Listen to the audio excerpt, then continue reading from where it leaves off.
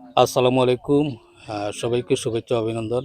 আমি এই মুহূর্তে যেখানে দাঁড়িয়ে আছি এটা হলো মৌলভীবাজার সদর উপজেলার ৬ নং একাটুনা ইউনিয়নের দনাসিরি এলাকায়।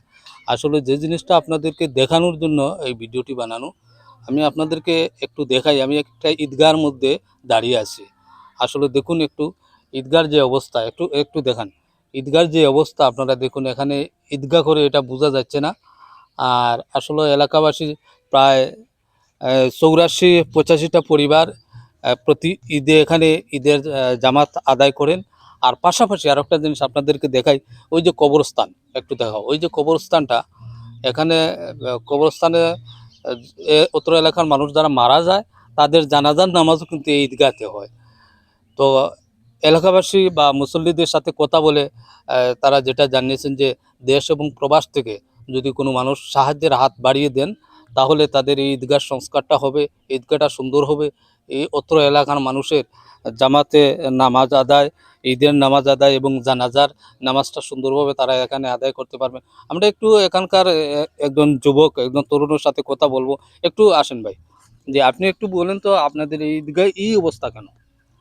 আমাদের এলাকায় প্রায় 85টা ফ্যামিলি আছে। প্রায় ফ্যামিলি অসচ্ছল।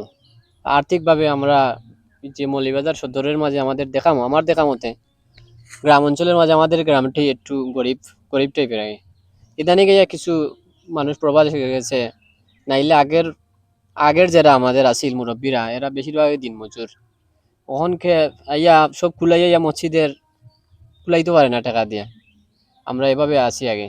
মসজিদের হুজুরের বেতন, ওই যে ঈদগাহ, কবরস্থান আর অন্যান্য প্রাসঙ্গিক আছে যেগুলা, এগুলা কুলাইয়া ওঠা আমাদের এলাকার পক্ষে সম্ভব না। তো যা পারি আর কি চেষ্টা করি করার লাগি।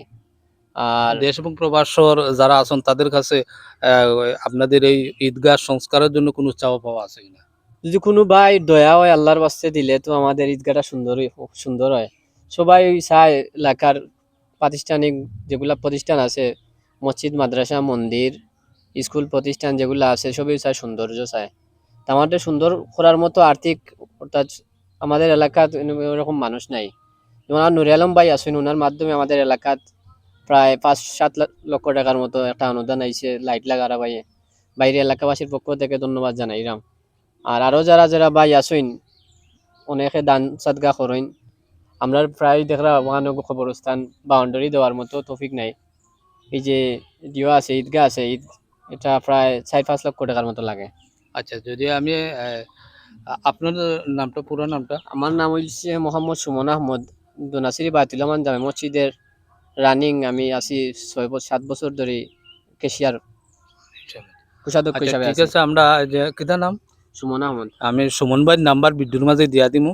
আপনারা যদি কেউ সাহায্য সহযোগিতা করতে চান আপনারা সরাসরি সুমন ভাইয়ের সাথে যোগাযোগ করবা। আমি ভিডিও তার নাম এবং নাম্বার দিয়া দিমু। সব ভালো থাকবা আর সবাই ভিডিওটা শেয়ার করে দিবা। আসসালামু আলাইকুম।